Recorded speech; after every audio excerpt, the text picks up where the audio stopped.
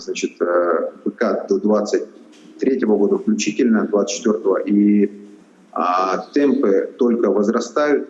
Если по прошлому году мы имели 25,9 километра, в этом году 560 метров, в следующем году мы замахнемся почти на 26 километров, а далее мы будем уже делать более 40 километров в год.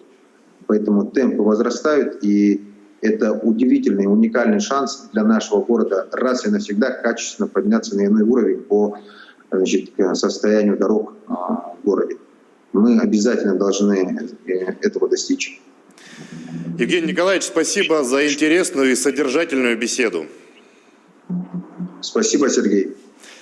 О ремонте столичной дорожной сети мы говорили с первым заместителем главы города Якутска Евгением Григорьевым. Вы смотрели актуальное интервью. Берегите себя и своих близких, носите маски, соблюдайте социальную дистанцию. Всего доброго и до свидания.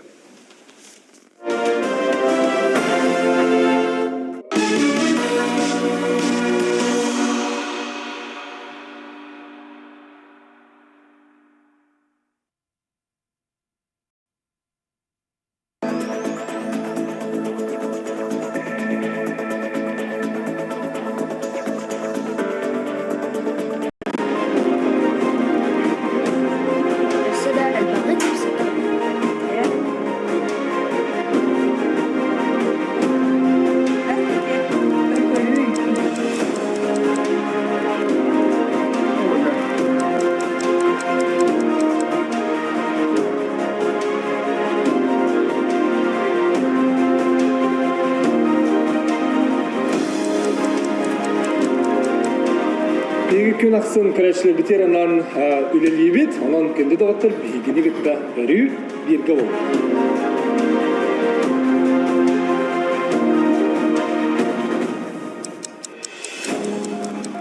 Это были итоги дня. Сегодня оставайтесь на нашем канале.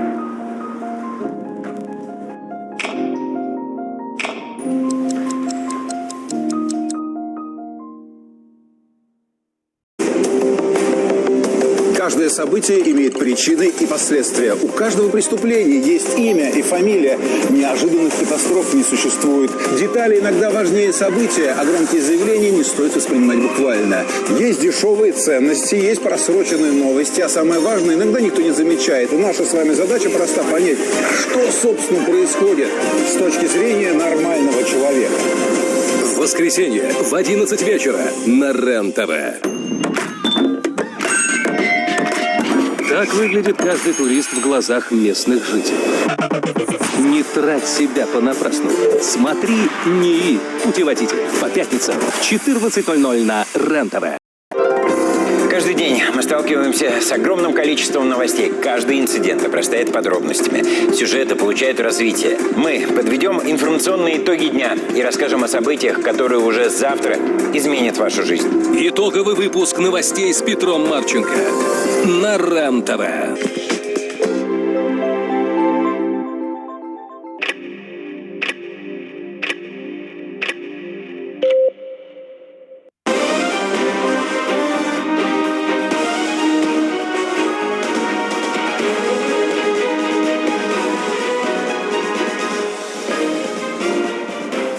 Время подводить информационные итоги дня на канале РЕН-ТВ. Добрый вечер, я Петр Марченко. Все, что случилось сегодня и о чем, возможно, будут говорить завтра, прямо сейчас. Крик о помощи. Как новый директор детского дома для детей с ментальными особенностями всего за несколько месяцев сумел превратить жизнь воспитанников в настоящий ад.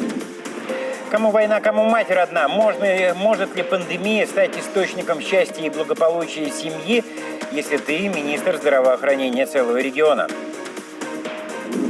Копейка-рубль сберегла? Где в нашей стране доходы населения вернулись к росту и почему? И кому, наоборот, приходится все больше экономить и на чем?